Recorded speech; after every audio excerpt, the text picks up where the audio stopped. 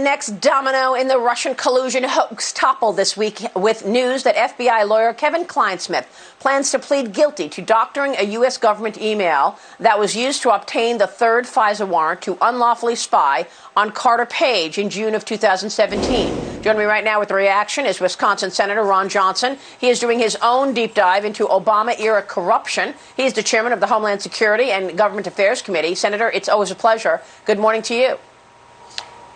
Good morning, Maria. Let me first offer my condolences to the president and his family on the passing of his brother Robert. My condolences.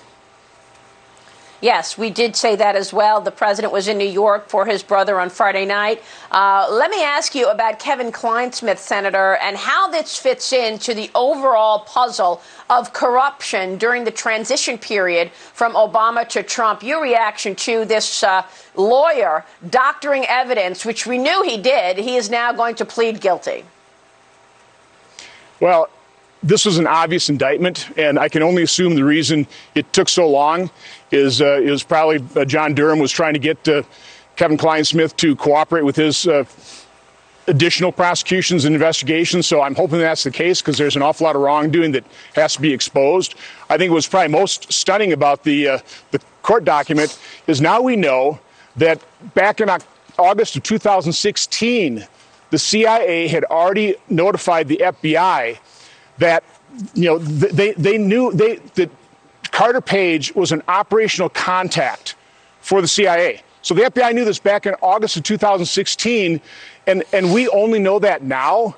Maria, what we've found out in just the last week, the premeditated lie on the part of FBI briefers to the Senate Intelligence Committee. Now the fact that the FBI knew that Carter Page was an operational contact back in August 2016.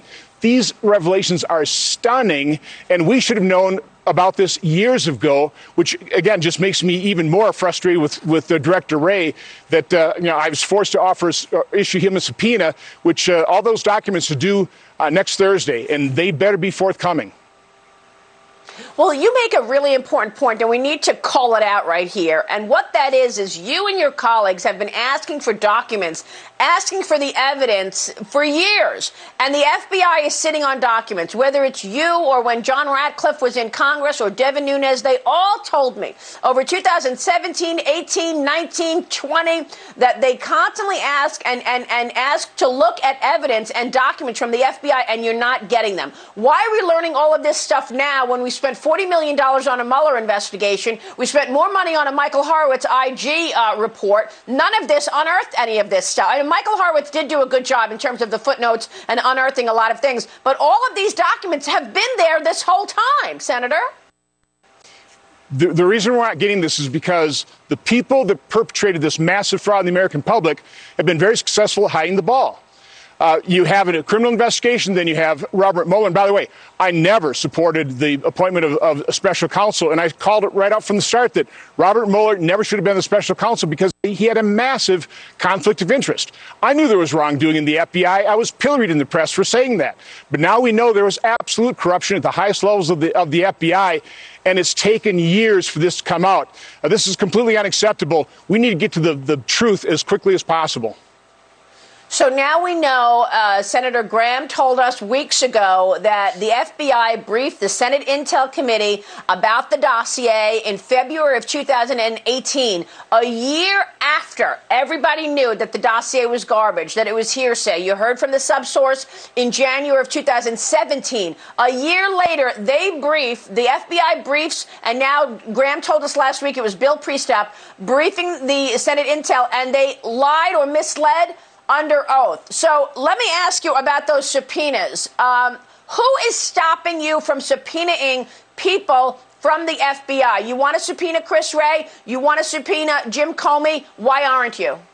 Why is it Lindsey Graham who has subpoena power? Well, first of all, I have the authority to subpoena 33 different individuals: James Comey, Clapper, Brennan. Those folks are on the list.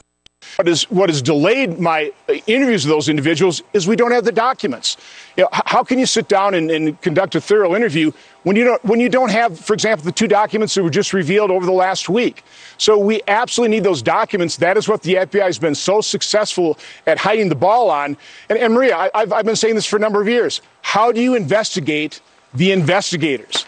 They know how the game is played. This, to me, has been an enormous diversionary operation to cover up their wrongdoing.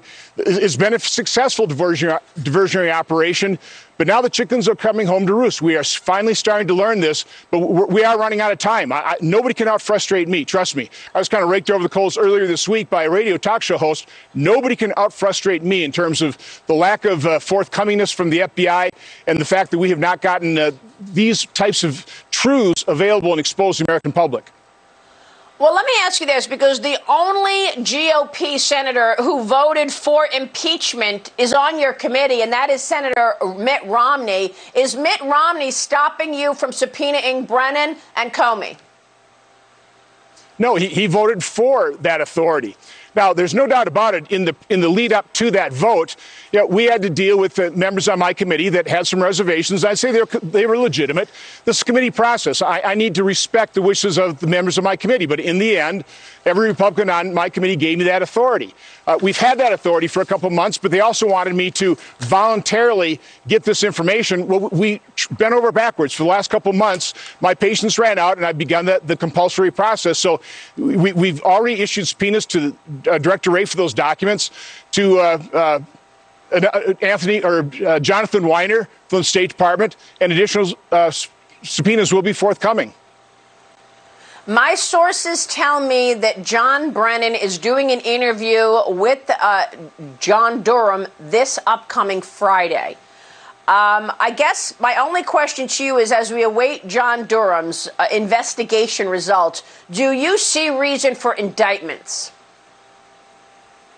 Oh, I think, certainly Andrew McCabe should have been indicted over a year ago after the IG report, where he was, and I love this euphemism, lacked candor with the FBI. No, he lied to his own FBI investigators.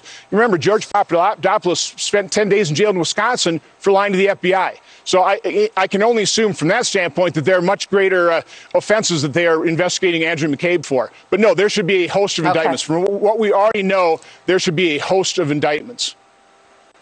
Senator, it's good to have you this morning. Thanks very much. Of course, we'll be following the situation. Senator Ron Johnson, we're going to go deeper inside of all of this with Steve.